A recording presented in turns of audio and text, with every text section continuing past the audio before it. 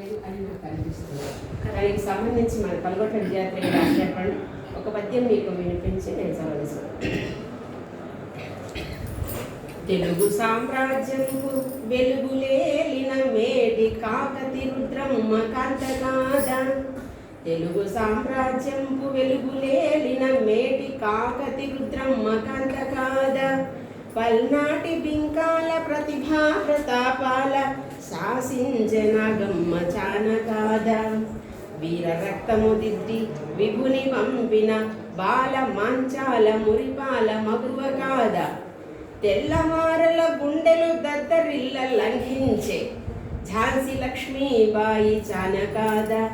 ఎందరెందరో మహిళలెంతెంతో చేసి ఎందరెందరో చేసి ప్రగతి సాధించలేదు ప్రపంచ ప్రధిన.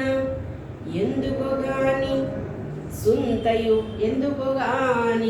సుంత ఊహింపరాదు చులగనయు చిన్న చూపును తొలగలేదు.